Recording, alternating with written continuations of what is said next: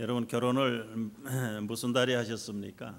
이제 5월 달에 결혼하기 좋은 달인데 할 수만 있으면 자꾸 결혼하고 싶은 생각이 드는 그런 좋은 달이기도 합니다. 오늘 예수님의 말씀도 이 결혼식장에서 이루어진 사건을 다루고 있습니다.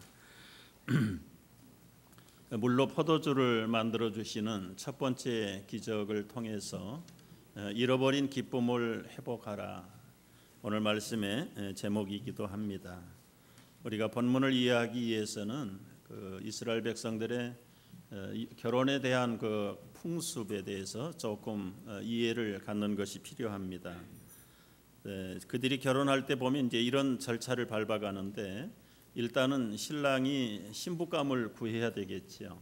자기 마음에 드는 신부감을 만나고 구하면 부모에게 가서 허락을 받고, 부모가 허락을 하면 그 돈을 받아가지고 그 돈을 가지고 예비 신부 집에 가서 잔치를 벌립니다.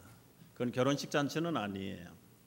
그 잔치를 일주일 동안 성대하게 그 가족들, 동네 사람들을 다 초청해서 잔치를 벌리게 되는데, 먹고 마시고 함께 일주일간 보내면서 신랑감은 신부를, 신부감은 신랑을 잘 관찰할 수 있는 기회가 되지요. 밥 먹는 폼이 쩝쩝거린다든지, 무슨 노래를 좋아하는지, 사람의 성격이 어떤지, 그 일주일 동안 노래 부르고 음식 먹고 춤추고 하면 다 드러나지 않겠어요? 그런 과정을 겪어서 이제 마지막 신랑 신부가 합의를 하면 그 잔치는 그걸로 끝나고 신부를 놔두고 신랑은 자기 집에 돌아오는 거예요. 그리고 장차 살아갈 처소를 예비한 후에 보통 기간이 1년이라고 합니다. 육체적으로는 동거는 하지 않지만 그 기간을 법적으로 부부로 시작이 되는 기간이고, 우리말 성경에서는 이 정혼 기간이다.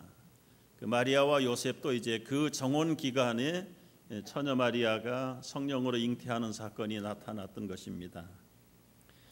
이제 잔치 중에 마지막 하이라이트는 마지막 날 신랑감이 신부감에게 프로포즈하는 거예요. 근데 그 프로포즈하는 사용되는 물건이 포도주인데, 신랑감 될 청년이 신부감 될 처녀에게 포도주를 한 잔 내놓으면 그걸 받느냐 안 받느냐에 따라서 프로포즈가 성패가 결정이 되는 겁니다. 만약에 신부가 이걸 마시지 않으면 결혼은 앞으로 상사가 안 되는 거예요. 그냥 그 청년은 돈만 써가지고 잔치만 하고 빈손으로 허탈하게 돌아가야 되는 겁니다. 그러니까 굉장히 투자가 필요한 거죠. 그러나 이제 대부분의 그 잔치 끝에는 다 그저 결합이 된다고 하는데, 그 신부가 이 포도주를 받아들였을 때 일어날 수 있는 광경을 한번 상상을 해보세요. 그 신랑감 청년이 펄쩍펄쩍 뛰고 함성을 지르고 온 잔치에 참석한 가족들, 친지들, 동네 사람들이 그때부터 진짜 노래가 나오고 진짜 춤이 나오는 거예요. 그래서 하루를 끝내고 그들의 정혼 잔치는 끝이 난다고 합니다. 그런데 지금 오늘 본문의 배경은 그 정작 마지막 하이라이트에 가서 포도주가 동이 나버린 거예요. 신부에게 제공할 포도주가 없어져 버린 거예요. 그리고 그걸 수락하고 받아들이고 마지막 피날레의 기쁨과 잔치의 끝마무리의 축제에 써야 되는 포도주가 동이 나버린 잔치. 그러니까 이건 완전히 지금 본론이 빠져버린 것이죠. 우리말로 표현하면 안고 없는 찐빵이고 코가 없는 코끼리를 생각할 수 있습니까? 이 잔치의 마지막 이 하이라이트가 빠져버리는 잔치는 그야말로 맥없는 잔치가 되고 결론이 없는 잔치가 되어버리는 것들이죠. 근데 이제 이런 이야기들이 조금 영적으로 요한복음은 진전을 해 나가는데, 예수님의 생애 첫 번째 공식적인 기적이 물로 포도주를 만드는 사건입니다. 그래서 예수님의 공적인 기적은 포도주로 시작을 하셔서 이 지상생애의 마지막이 포도주로 끝납니다. 또 십자가에서 흘리시는 그 보혈이 포도주와 어떤 연관을 갖고 있는가? 여러분이 이제 기적이라는 내용들을 들을 때는 언제나 이 신령한 그림들을 그려가면서 이해를 하셔야 됩니다. 이 미라클, 이 기적이라고 하는 자체는 사실은 본론은 아니에요. 이 기적을 통해서 말씀하시고자 하는 메시지가 무엇인가를 들을 수 있는 분별력과 귀가 있어야 요한복음을 바로 이해할 수가 있습니다. 예수님의 마지막 식탁에서 제자들에게 포도주를 나눠주시면서 하시는 말씀 여러분 기억하시죠? 이것은 많은 사람을 위하여 흘리는 나의 피 곧 언약의 피라. 내가 이날 이후로는 포도나무에서 난 것을 하나님 나라에서 새 것으로 마시는 날까지는 다시 마시지 않겠다. 이 말씀을 하시고요. 십자가에서 고통당하고 죽어가실 때 그 소위 말하는 이 마약과 같은 몰핀과 같은 포도주에 쓴 약을 넣어서 그 고통을 감소시켜주는 그 진통제 포도주마저도 예수님은 거절하셨습니다. 이런 것들이 오늘 물로 포도주 만드는 사건과 어떻게 이렇게 연관이 되는지를 말씀을 들어가면서 여러분이 한번 잘 연결할 수 있게 되기를 바라고요. 그 포도주를 나눠주시면서 이는 내 피다, 내 생명이다. 이걸 먹는 자는 영생을 가졌고 내 안에 너희가 거하게 된다. 여러분 이제 단순히 물로 포도주를 만드는 사건이 어떻게 성만찬까지 연결이 될 수 있는가? 지금 결혼식 잔치에서 일어난 사건입니다. 신랑과 신부가 되는 사건이고 그리고 만찬을 통해서 예수님이 베푸신 그 포도주 잔을 마시는 자들은 신랑이신 그리스도의 예비된 신부라는 사실로 관계가 맺어지는 것입니다. 우리가 매년 성찬식을 참여하면서 매번 그 성찬의 진정한 의미는 뭔가? 언약의 피. 이제 진정 나를 위해서 처소를 예비하시고 다시 오셔서 나를 당신이 있는 곳으로 올라가서 성경이 말하는 공중 혼인잔치를 거치고 영원히 함께 거하시는 그 신랑이신 그리스도와 신부인 성도들의 관계, 그 속에서 포도주가 어떤 역할을 하는지 오늘 말씀을 통해서 연결을 해보려고 하는 것이죠. 포도주는 인생의 기쁨을 상징하기도 합니다. 유대인들이나 중동 사람들 포도주는 뭐 물처럼 마신다고 그러는데 다 그런 건 아니고요. 잔치일수록 좋은 포도주를 쓰면서 그들의 기쁨을 더 돋구는 것이고 참 인생의 기쁨의 절망이 결국은 포도주가 있는가 없는가에 따라서 결정될 수도 있다. 그런데 우리의 인생이 정말 즐거운 잔치집의 축제의 분위기를 가지고 살아야 될 인생들이 포도주가 떨어져 버린 인생이 된다면 얼마나 참 비참한 인생인가. 그래서 오늘 우리가 주님과 우리가 영적으로 볼 때는 이미 정혼한 관계이고 영적인 부부의 관계인데 이 신부된 입장에서의 기쁨은 무엇일까요? 이제 결혼식 날을 기다리는 거예요. 그리고 신랑을 사모하는 것이 신부의 최대 행복입니다. 그러니까 인생을 살아갈 때 이제 나를 맞이하러 올 그 신랑을 기다리는 그 기쁨, 거기에는 얼마나 소망스럽고 얼마나 행복한 심정으로 살아갈 수 있겠습니까? 그런 인생을 살기를 원하셔서 하나님께서 행복한 인생을 창조해 주셨는데 인생은 과연 다 행복하게 사는가? 그렇지 않다는 것이죠. 기쁨이 사라졌습니다. 행복이 사라졌습니다. 오늘 이 시간 다시 사라진 기쁨, 잃어버린 행복을 그리스도 안에서 다시 회복할 수 있는 시간이 되기를 주의 이름으로 축복합니다. 우리에게 이 진정한 기쁨이 사라지면 어떤 결과가 나타납니까? 병원에서 의사가 정확한 진단 변명을 찾아내지 못하는 것들은 다 마음의 근심이고 기쁨을 잃어버리고 행복을 잃어버린 소위 말하는 스트레스로 인한 질병이라는 것 우리는 너무 잘 알고 있습니다. 우리가 알기 전에 잠언에서 두 군데만 소개하면 명확하게 진단하고 있어요. 마음의 즐거움은 양약이지만 심령의 근심은 뼈를 마르게 한다. 마음의 즐거움은 얼굴이 빛나게 만들고 얼굴이 윤택해지게 되지만은 마음의 근심은 심령을 상하게 한다. 심령이 상하고 뼈가 상하면 제 명예 살겠습니까? 근데 왜 상하고 왜 썩습니까? 그게 기쁨을 잃어버리고 행복을 잃어버린 거예요. 나를 돌아볼 수 있기를 바라고 우리를 돌아볼 수 있기를 바랍니다. 사람들은 잃어버린 이 기쁨과 놓쳐버린 행복을 회복하고 되찾기 위해서 온갖 노력들을 다합니다. 취미라는 이름으로 오락에 빠지는 사람도 있고 자기 일에 몰두해서 자기 인생의 의미를 건지겠다는 사람도 있지만 결국은 우리의 심령의 즐거움과 인생의 행복의 근원은 우리의 야망을 달성하는 것도 아니고 취미에 몰두하는 것도 아닙니다.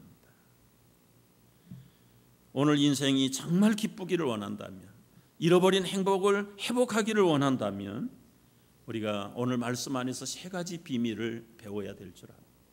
첫째는 정말 진정한 절망의 인생 속에서 기쁨을 회복하기를 원한다면 예수님을 초청해야 하는 순서가 먼저입니다.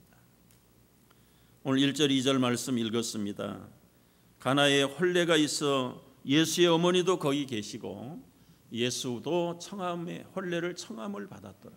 초청을 받았어요. 여러분, 결혼식은 당연히 주인공들이 신랑과 신부라고 말할 수 있지만 엄밀한 의미에서 신랑과 신부만 있으면 결혼식이 아닙니다. 예수님이 여기서 주례했는지 안 했는지는 모르겠어요. 그러나 아무리 못된 요즘 말하는 동성연애자들이라도 하다못해 시리얼의 클럽 앞에 가서도 주례를 삼고 거기서 서약을 하고 부부가 되는 거예요. 그러니까 모든 결혼식에는 사람이라면 주례가 있어야 돼요. 그 주빈이 누군가 사실은 신랑 신부 같지만 그렇지 않습니다. 주례가 없는 결혼식은 진정한 결혼식이 아닙니다. 그건 우리말로 동거하는 겁니다. 동거는 사람이 하는 게 아니라 짐승들이 다 동거합니다. 어느 짐승이 주례를 세워놓고 결혼 예식을 하는 짐승 봤습니까? 이 결혼은 하나님이 에덴 동산에서 아담과 하와를 만들어 놓고 첫 번째 하나님이 주례를 하시면서 남편과 아내로 짝지어 주셨고 정식으로 부부가 되게 하신 선포가 결혼식의 제정입니다. 이건 인류가 존속하는 한은 이 하나님이 제정하신 신성한 결혼의 제도는 존속될 것입니다. 삐뚤어가는 요즘 세태가 이제는 자기들끼리 결혼하는 세태도 일어난다는 소문이 있어요. 참 얼마나 어리석은 일들일까요? 여러분, 우리 인생이 부부가 되었습니다. 가정을 이루고 사십니까? 그러면 진정 행복해야 되잖아요. 정말 기뻐야 되잖아요. 그런데 진정 기쁜지 기쁘지 않다면 무엇이 문제인가 진단할 수 있어야 돼요. 저는 결혼식에서 여러 번 신랑 신부가 만나서 결혼하기 전에 이 신랑의 신부가 각각 그리스도의 신부로서 신랑이신 예수님과 영적인 결혼을 먼저 해야 되는 게 순서입니다. 한쪽은 결혼했는데 한쪽은 결혼하지 않았다. 이건 영적으로 볼 때는 결혼이 사실은 영적인 결혼이 성립이 안 되는 거예요.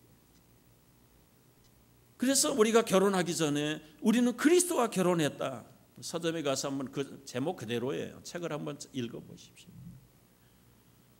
왜 부부들이 그리스도를 모시면서 살아가면서 진정한 신혼의 기쁨이 유지되지 않을까? 그건 주례는 하나님 앞에서 받긴 받았는데 내 인생과 결혼 생활의 주인이 주님이 아니기 때문에 그렇지 않습니다. 여러분, 원인이 여러 가지 많을 거예요. 우리 인생의 기쁨이 동납, 행복이 다 바닥이 나버리고 그냥 마지못해서 갈라질 수 없고 사회적인 통념과 관념과 다른 사람의 이목이 부끄럽고 자식이 있어서 마지못해서 살아가는 그런 결혼이라면 그건 정말 우리를 힘들게 하고 불행하게 하는 인생들이죠. 여러분, 우리가 영적으로 그리스도와 결혼한 사람들이라면 신부는 언제나 기쁜 거예요. 신랑이 올 때까지, 아니 와서도 기쁜 거지요. 그래서 그 문제를 되묻고 싶은 거죠. 우리가 진정 그리스도의 진정한 신부라면 우리 속에 기쁨이 있는가? 정말 행복을 누리며 사는 신부같이 사는가? 여러분, 기쁘면 콧노래가 나오고 춤이 나오는데 언제 우리가 마음껏 춤춰보고 목이 터져라고 노래해 본 적이 언제일까요? 세상 사람들은 잃어버린 행복을 찾으려고 노래방 갑니다. 기쁨을 회복하려고 때로는 술을 마십니다. 쾌락에 빠져보지만 빠지면 빠질수록 그들에게는 더 갈증만 더해가는 것이죠. 삶의 한복판에 우리 인생의 주인이신 예수 그리스도가 계시지 않기 때문에 일어난 현상들입니다. 명분은 모셔고 산다고 그래요. 믿는다고 그래요. 그러나 결코 믿음만 가지고 사람만 가지고 되는 거 아니에요. 우리가 매일 신명나게 춤추고 노래할 수 있는 것은 술 마셔서 되는 거 아니에요. 그래서 성경은 술 취하지 말라, 방탕하지 말라, 성령으로 충만을 받으라. 그리하면 시가 나오고 찬미가 나오고 노래가 나온다. 우리 마음으로 주께 노래할 수 있고 우리 하나님 아버지 앞에서 항상 감사할 수 있고, 그 다음에 무슨 얘기가 나옵니까? 남편들아, 아내들아, 아비들아, 어미들아, 자녀들아, 종들아, 상전들아, 그 모든 종횡무진의 관계 속에서 기쁘고 즐겁고 늘 축제 분위기 속에 살아갈 수 있는 비결이 뭐냐면 술 취한 인생이 아니라 예수께 취한 인생이고 예수를 초청한 인생들이 그렇게 살 수 있다는 것이지. 그러니까 과거에 한번 초청했던 예수 그리스도, 지금 우리 속에 명분은 있지만 예수 그리스도가 우리 부부들의 삶을, 우리 가정의 내 인생의 삶을 그야말로 다스리고 있는지, 정말 초청했다면 귀빈 대우를 하고 있는지, 그걸 한번 검토해 볼 때 잃어버린 기쁨과 행복을 회복할 수 있는 비결이 거기 있습니다. 여러분, 진정한 인생의 기쁨과 행복을 회복하기를 원하십니까? 여러분의 이 삶 속에 그리스도를 다시 초청하시기를 바랍니다. 두 번째는 우리 잃어버린 행복, 기쁨을 회복하기 위해서는 인생의 모자람을 그분께 요청을 하십시오. 3절에 보면은 포도주가 떨어진 그 상황 속에 예수님의 육신의 마리아인 어머니 마리아가 예수께 말해요. 포도주가 없단다. 포도주가 떨어졌단다. 여러분, 인생의 즐거움이 사라진 거죠. 기뻐야 될 잔치 속에 기쁨의 마지막 클라이막스의 포도주가 기쁨이 증발해버리고 바닥이 난 거예요. 여러분, 그렇다면 여기 본인이 요청을 못하는 입장이지요. 연회장이 포도주 구하려고 지금 안간힘을 쓰는 것은 성경이 말하지는 않지만 누구나 인지상정으로 구하지 않겠습니까? 그 신랑감, 신부감은 또 어떻게 되겠습니까? 이 마지막 프로포스를 받고 마지막 피날레의 축제를 벌려야 되는 그 판에 포도주가 없다. 근데 본인들은 알지를 못하고 그 딱한 형편을 보고 있던 마리아가 예수님에게 부탁을 하는 거예요. 여기에 굉장한 우리의 비밀이 숨어 있는 것입니다. 포도주가 떨어져 버린 그 예비 신랑, 예비 신부의 그 심적인 당황, 또 그 잔치를 주관하는 연회장, 지금 여러분 뭐 포도주 한 잔, 두 잔 정도가 아니잖아요. 이제 마지막 클라이막스에 잔치를 결정해야 되는데 결정해야 될 포도주가 없어지면 그 잔치가 지금까지 했던 게 헛거지요. 본인들은 어떻게 할 수 없는데 그 딱한 사정 속에서 마리아가 예수님께 부탁을 합니다. 여기에 비밀이 또 하나 있습니다. 인생이 불행해지면요, 본인이 나가 모자랍니다, 내게 피곤합니다, 정말 골치 아픕니다, 말할 수 있으면 소망은 아직 있어요. 그런데 그렇게 말하지 못하는 사람이 문제란 말이죠.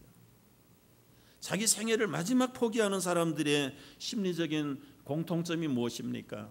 누구 한 사람이라도 내 말을 들어줄 사람이 있으면 그 사람은 자기 생애 포기하지 않는다고 그러잖아요. 근데 마지막 한 사람이 없어서 체념하고 자기 생명을 포기하는 거예요. 여러분, 우리가 인생을 살다 보면 포기하고 싶을 때가 많아요.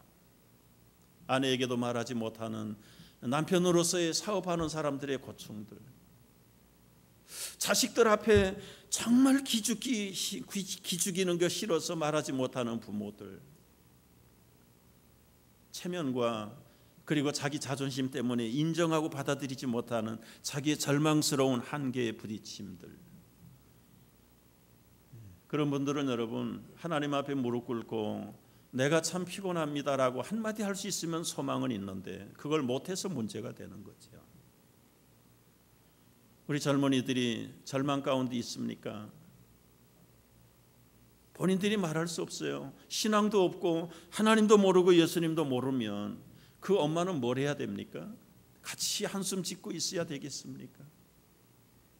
그 아들들이 미래가 보이지 않을 때 그 아버지도 같이 절망 속에 빠져 있어야 되겠습니까? 우리 이웃들이 텅텅 비어 있을 때, 돌 항아리처럼 굳어 있을 때 우리 이웃들 먼저 믿는 그리스도의 신랑 마리아의 위치에 있는 사람들은 뭘 해야 되겠습니까?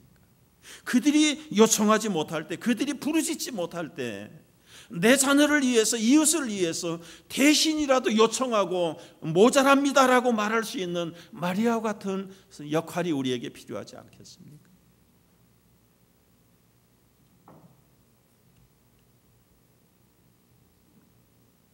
오늘날 우리가 여기까지 있게 된 것이 우리 힘으로 왔습니까?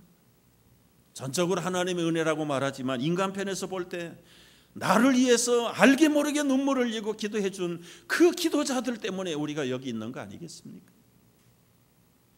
우리 정부 기도라는 것이 사랑 중에는 가장 큰 사랑이에요, 여러분. 알지 못하면서도 그분들의 아픔을 내 아픔으로 끌어안고 골방에 들어가서 주님 앞에 간구하는 그 사랑을 값으로 따질 수 있습니까?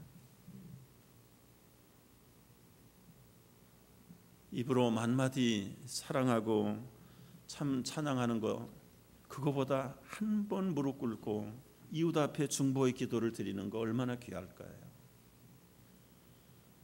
오늘날 사회가 다 텅텅 비어 있어요. 현대인들 가슴이 다 바닥이 나 있는 돌 항아리 같은 사람들이, 기쁨이 사라졌어요. 잃어버린 행복이 찾을 길이 없어요. 시간이 가면, 해가 바뀌면 아니요, 점점 더 어려워지는 게 성경의 가르침입니다. 내년이라고 좋을 거 없어요. 제가 늘 강조해요. 금년이 힘들다 내년 가보세요. 그래도 작년이 낫다고 말하지. 그렇다면 여러분, 이 소망을 잃어버리고 기쁨을 잃어버리고 사는 이 세대 속에 우리도 같이 한번 한숨 짓고 한탄하고 같이 살아야 될 것입니다. 대신 모자람을 요청하고 부족함을 요청해주는 마리아가 필요한 시대가 아닙니까? 무엇이 모자랍니까? 지혜가 모자랍니까? 후히 주시고 꾸짖지 아니하시는 하나님에게 구하라. 그리하면 넘치도록 채워주신다고 약속하시지 않습니까? 믿음이 부족합니까? 주여 믿음을 주시옵소서. 큰 믿음, 담대한 믿음 주실 줄 믿습니다. 갈 바를 모르는 영적으로 미숙한 자녀들을 그냥 포기하고 엄마도 부모도 포기할 뻔일 것입니까? 그들은 포기했을지라도, 여기 신랑감 신부감이 다 포기했을지라도 마리아 한 사람은 있으면 그 사람이 예수님께 부탁해서 그 잔치가 물로 포도주가 되는, 처음의 포도주보다 더 끝이 좋은 포도주로 기쁨의 충만함을 누리는 행복을 리커버할 수 있는 잔치로 변할 수 있을 줄 믿습니다. 여러분, 여기에 절대적인 중보적인 요청이 필요하고 중보적인 기도가 필요하다는 것을 명심하십시오. 세 번째, 우리의 기쁨을 회복하기를 원한다면 그분의 명령에 순종하기를 바랍니다. 여러분, 읽다 보면 조금 이해가 안 되는 부분이 뭐냐면, 아들 예수 그리스도를 향해서 어머니가 포도주가 없댄다. 여자요, 퉁명스럽게 나와 무슨 상관이 있습니까? 내 때가 아직 되지 않았습니다. 굉장히 앞뒤가 잘 이해가 안 되는 말씀이고, 어떻게 이렇게 매너가 없을까, 그런 염려가 되는 구절이에요. 그러나 어머니 편에서, 마리아 편에서 볼 때는 어머니를 어머니라고 부르지 않고 여자여라고 불렀다고 해서 하등 마음 상할 것이 없어요. 우리가 볼 때, 삼자들이 볼 때는 그런 의심을 할런지 모르나 마리아는 절대로 그런 생각을 가질 필요가 없어요. 왜요? 마리아는 내 아이가 아니라는 거 알잖아요. 임신할 때부터요. 다른 사람은 믿어주지 않아도 본인은 본인이 알잖아요. 신랑하고 잠자리 같이 안 했는데 성령이 잉태하셔서 처녀의 몸에 아기를 가졌다는 거 다른 사람은 인정해 주지 않아도 그 본인 자신 마리아는 알잖아요. 30년 동안 낳아서 길렀습니다. 그게 자식입니까? 자기 자식입니까? 다른 사람들은 마리아의 자식이요 요셉의 자식이요 말할런지 모르지만 누구보다도 마리아는 내 자식이 아니라는 거 알아요. 이게 하나님의 아들이고 이제는 메시아고 그리스도가 되었다는 사실도 알아요. 그런 입장에서 그가 어머니 대접받기를 바랬겠어요? 별례를 해고 8일 만에 아기를 안고 성전에 갔을 때 시므온 선지자가 했던 얘기가 무엇입니까? 나이 많은 선지자가 그 어린 아기를 둥실둥실 춤을 추면서 이스라엘의 흥망을 가르는 이 칼과 같은 그리스도가 오늘 여기 났으니 복이 있도다. 그때 그 시므온 선지자의 예언의 말씀을 어머니 마리아는 기억하고 있었다고 그래요. 마음에 두었다고 그랬어요. 이스라엘의 흥망을 가르는 구세주여 심판주가 왔다는 것을 본인도 알고 그 삼자인 시므온 선지자도 영역을 통해서 찬양할 때에 더 확실해지는 거지. 아무런 능력도 모르라고 지금까지 아무런 기적도 행하지도 않던 30년 동안 살았던 육신의 아들에게 포도주 없다 어쩌라는 거예요. 여러분 예수님 마리아가 예수님에게 부탁을 할 때는요. 공식적으로는 첫 번째 기적으로 기록이 되어 있습니다만은 30년 살면서 예수님이 기적을 행했을까요? 안 했을까요? 사복음서에 나타나지 않으니까 일단은 없다 그렇게 아는 것이 뭐 순리일 건 순리예요. 그러나 요한복음 21장 마지막 부분에 가면 이런 구절이 있습니다. 예수님이 이 책에 기록된 이 기적 말고도 행하신 기적을 기록해서 책으로 만들면 이 세상에 쌓아둘 곳이 없다고 그랬어요. 그러면 공생의 기간에 행하신 기적은 요한복음을 보면 7가지밖에 없습니다. 다른 공간 복음을 봐도 제가 정확하게 조사는 안 해봤어요. 그러나 몇십 가지 몇백 가지 되지 않아요. 기록된 것은요. 그러면 요한 기자가 말했던 예수님이 행한 다른 기적까지 기록했으면 그 기록한 책을 이 세상에 쌓아둘 곳이 없을 만큼 많은 기적을 언제 행했을까요? 공생애가 시작되기 전에도 가난한 집에서 살아가는 인간으로 말할 때는 큰아들로서 아버지는 아마 보통 목수일하다가 일찍 세상을 떠난 것으로 알려져 있습니다. 그 가정에 생계를 책임져야 되는 예수님, 여러분 그분이 크고 작은 기적들을 발현하지 않았을까요? 실행하지 않았을까요? 마리아는 그걸 음으로 양으로 이미 다 체험해 왔던 사람입니다. 그러니까 지금 우리가 볼 때는 느닷없이 기적을 지금까지 아무것도 안 했는데 예수여 포도주가 떨어졌단다. 그리고 물도 오기를 기대하면서 물이 포도주가 될 것을 마리아가 그때 기대를 했을까요? 지금까지 30년 동안 근사한 비슷한 기적들을 간접으로 직접으로 체험했기 때문에 마리아는 담대하게 예수님에게 포도주가 떨어졌던 사실을 알릴 수가 있었던 것이고 요청할 수 있었던 것이죠. 그런 면에서 예수님은 여자여 나와 무슨 상관이 있습니까? 이제는 어머니가 인간적인 모자의 관계가 아니라는 거예요. 이제부터는 공적인 메시아의 삶을 출발한다는 이야기입니다. 내 때가 되지 않았는데 그 말도 또 무서워요. 그게 인간의 때로서는 아니지만 이제 하나님의 때가 가까이 왔다는 거지.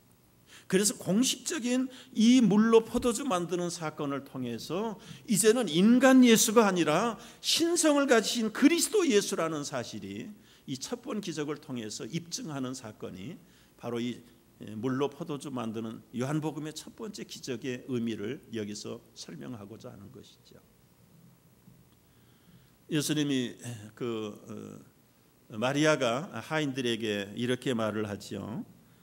뭐라고 얘기합니까? 3절에 보면은 포도주가 떨어진지라 예수의 어머니가 예수에게 포도주가 없다 말하고요. 5절에 보면은 그 어머니가 하인들에게 이르되 너희에게 무슨 말씀을 하시든지 그대로 하라.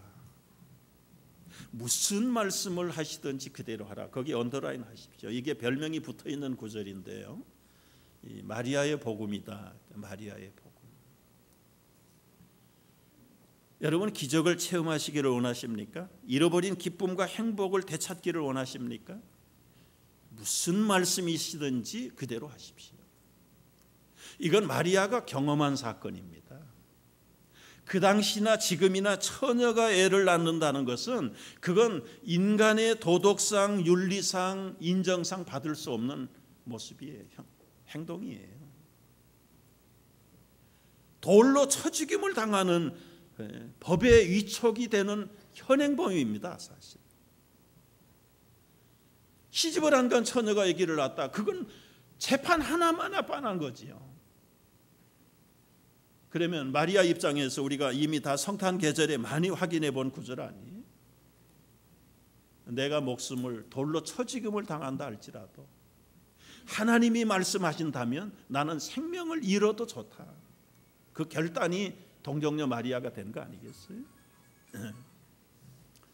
이건 장학금 500불 해야 되겠어. 소리가 좀 커가지고.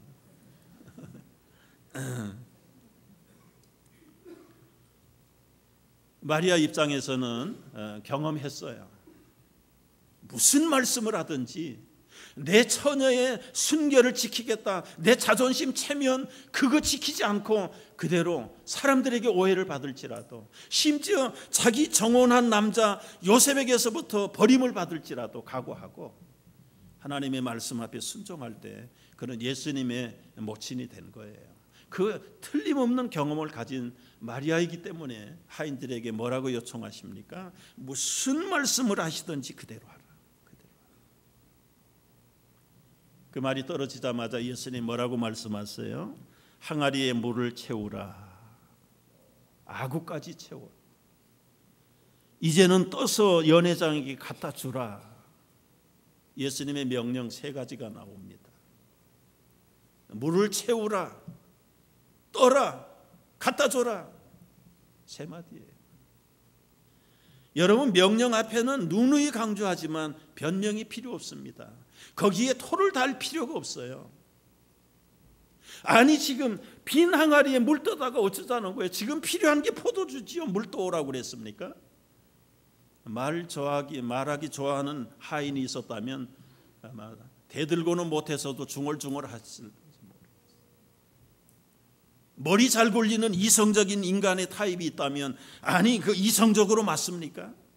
지금 포도주가 없는 집에 물 떠다가 뭘 하자는 것입니까? 경험으로 그런 경험 해본 적 없습니다. 세상에 화학을 따지는 사람이 어떻게 화학의 방정식이 바뀔 수 있습니까? 물이 어떻게 포도주가 될 수 있습니까? 얼마든지 토를 달고 질문하고 반문할 수 있지만 그거 미리 알고 마리아가 뭐라고 그러면 무엇을 말씀하시든지 좀 미안해요. 샷다마우스. 입 다물고 그냥 순종하라는 거예요. 순종하라. 여러분 거기 물 떠온 하인들이라고 할 말 못하겠습니까? 자기 지론이 없겠습니까? 자기 경험에서 해본 일입니까? 말하려고 들면은 다 한마디씩 할 수 있어요. 그런데도 일체 무슨 말씀을 하시든지 그대로 하라는 거예요. 이게 인생의 잃어버린 기쁨과 행복을 회복할 수 있는 유일한 비결입니다. 성경에 나타나는 모든 기적은 순종이 수반되지 않는 기적이 없어요. 따라서 기적은 순종의 결론이다. 믿으시기 바랍니다. 여러분 기적을 체험하시기를 원하세요? 순종해야 돼요. 순종. 무엇을 요구하시든지. 아니요. 그건 내가 경험상 할 수 없어요. 내 계산상 안 되는 겁니다. 이성으로 되겠습니까? 감정으로 되겠습니까? 여러분 보세요. 나면서부터 소경이 돼서 앞을 보지 못하는 이 사람이 예수님에게 눈뜨기를 위해서 왔는데 눈 떠주기는커녕 그 답답한 눈에다가 진흙까지 붙여버려요. 그리고는 저 가깝지도 않은 실로온 못에 가서 연못에 가서 씻으라고 말합니다. 이 사람이 만약에 이성적인 사람이라면, 아니 예수님 누구 약 올립니까? 못 보는 것도 서러운데 거기다가 진흙까지 붙이고 지금 실로암까지 찾아가라는 거 나 놀리는 겁니까? 그런데 성경에 보면 그 사람 한마디 토단 게 없어요. 대꾸한 게 없어요. 그냥 가서 씻었더니 씻는 순간에 눈이 밝아졌습니다. 할렐루야. 손 마른 사람이 있습니다. 이 마비됐어요. 못 움직여요. 그런데 예수님 뭐라고 그러세요? 너 마른 손을 내밀라. 아이 좀 보세요. 눈이 있으면 이거 못 움직이는데 뭘 얘기하세요? 그렇게 하지 않았어요. 내 마른 손 내밀라 할 때 그냥 내밀었어요. 이게 순종입니다. 이게 순종이에요. 구약에 나타난 무수한 순종들, 기적들을 보십시오. 아브라함이 이삭을 잡는 사건이나 모세가 홍해를 가르는 사건이나 열재앙의 사건들이 다 순종이죠. 순종. 부들부들 두려워 떨고 핑계대고 변명하고 사양하고 가기 싫어하는 모세, 너 갖다가 물을 갖다가 땅에다가 쏟아라. 뭐가 될는지 모르지만 쏟았더니 피가 됐잖아요. 그 10가지 재앙이 다 그렇지 않습니까? 다 순종할 때 재앙이 일어나고 기적이 일어나고, 지팡이를 던질 때 뱀이 되고, 잡으라고 할 때 잡을 때 순종했더니 다시 지팡이가 되고, 이 모든 신구약의 성경에 예수님 하나님의 성령님의 기적은 순종을 통해서 이루어지는 것을 확실히 믿으시고 순종하시기를 바랍니다. 여러분, 거기에 이성이다, 감정이다, 계산이다, 경험이다, 무슨 객관적이다 따지지 마세요. 따지는 사람은 기적을 체험할 기회가 없는 사람들이에요. 여기서 3가지 말했죠. 물 채워라, 물 채워라. 여러분, 이 항아리가 돌 항아리라고 그랬고, 그 유대인들이 평소에 물을 채우는데 그 물은 용도가 그 사막에 먼지 많은 지방에 사는 사람들 집에 올 때에 들어갈 때에 손 닦는, 발 닦는 물이에요. 그게 그들의 관습입니다. 의식입니다. 손도 닦지 않고 음식을 먹거나 집안에 들어오면 아주 부정한 사람이고 교제 못할 사람이라고 해서 선을 긋기도 하고, 손도 씻지도 않고 그 떡을 먹던 예수님 그 그룹들과 모였다가 바리새인들이 아주 힐책을 한 사건도 여러분 기억나시지요?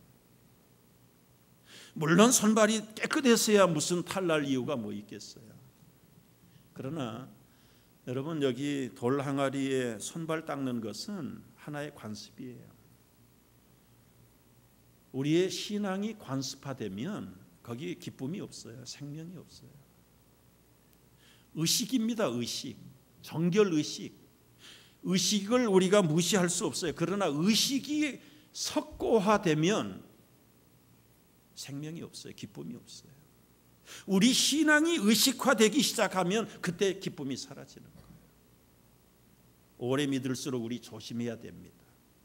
예배가 의식이 되고 관습이 되면 형식주의에 와서 찬양은 있는데 기쁨이 없어요. 기도는 있는데 눈물이 없어요. 마음이 쏟아지는 기도가 없어요.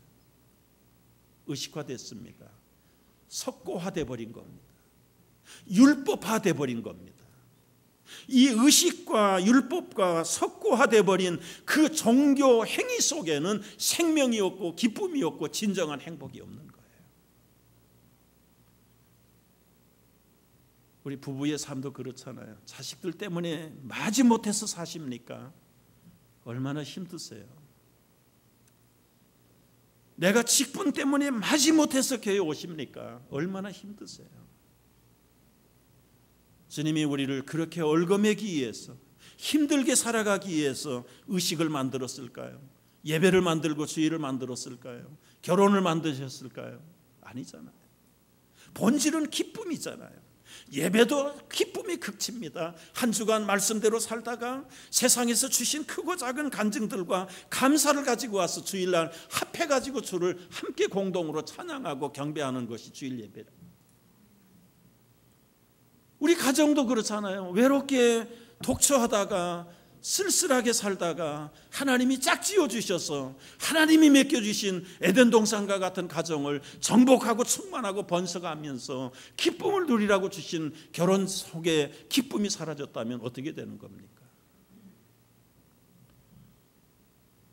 여러분이 돌 항아리에 대한 그 알레고리한 교훈은 우리가 참 굉장히 무궁무진해요.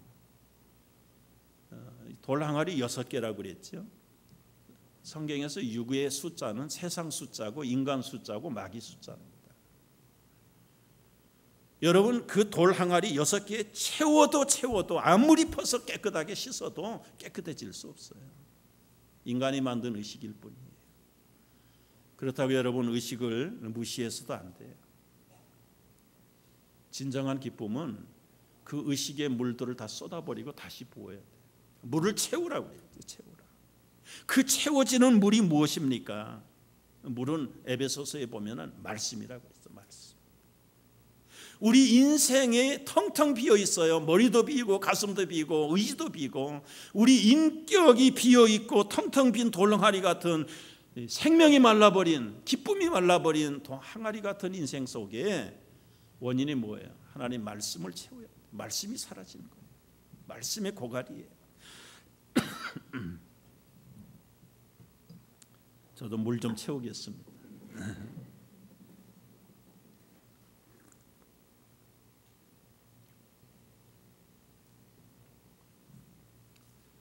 여러분 말씀으로 씻어 깨끗하게 하셔서 우리 속에 새로운 말씀으로 차곡차곡 채우지 않으면 세상의 것 가지고 채워가지고 되지 않습니다. 물 채우는 작업 필요해요. 말씀 묵상하고 말씀 메모리하고 말씀을 적용하는 훈련들이 필요한 겁니다. 두 번째 명령은 떠서 갖다 주라는 거죠. 쌓여있는 물 그거 아무짝에도 쓸데없어요. 물을 떠다가 갖다 줬더니 포도주가 된 거예요. 우리 속에 말씀이 아무리 머릿속에 많이 들어있으면 뭐합니까? 그 말씀을 딜리버리 해야 돼요. 다른 사람에게 나눠줘야 됩니다. 그 물을 떠다 두지 않으면 식탁에까지 딜리버리 해주지 않으면 그냥 물인 채로 그냥 있는 거지요. 여러분 물 채우자마자 그게 포도주 되지 않았어요. 그러면 아마 하인들이 놀래가지고 아마 호들갑을 떨었을 거예요.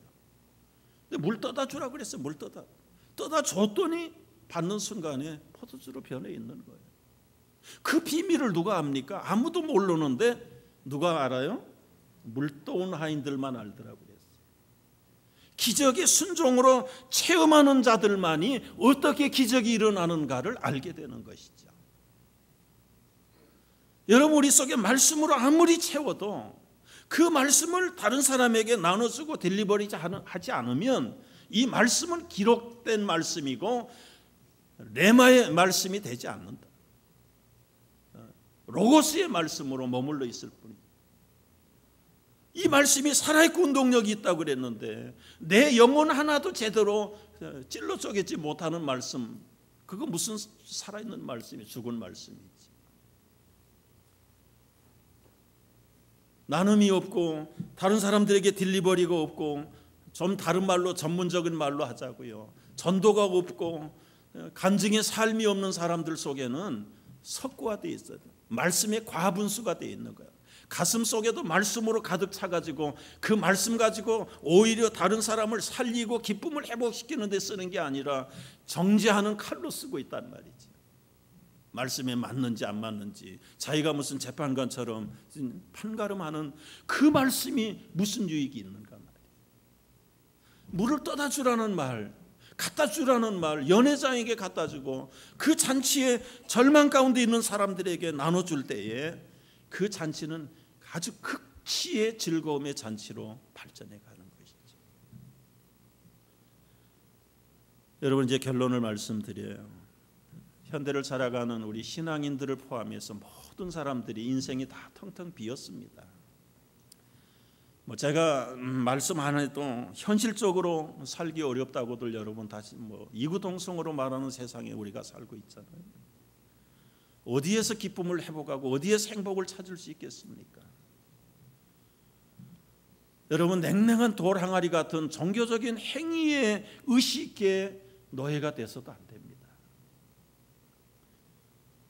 우리가 정말 순간순간 크고 작은 주님이 만물을 다스리시고 내 인생의 행복과 기쁨을 회복할 수 있는 창조주라는 사실, 하나님이라는 사실을 믿는다면 그분이 무엇을 우리에게 요청하든지 순종하고 복종하면서 주신 그 말씀대로 나눠줄 때에, 순종할 때에 놀라운 역사를 체험하고 우리와 우리의 주변이, 이 나라가 정말 기쁨과 잔치의 나라가 될 줄로 믿습니다. 이런 놀라운 기쁨의 회복이 우리 모두에게 있기를 주의 이름으로 축복합니다. 기도합니다.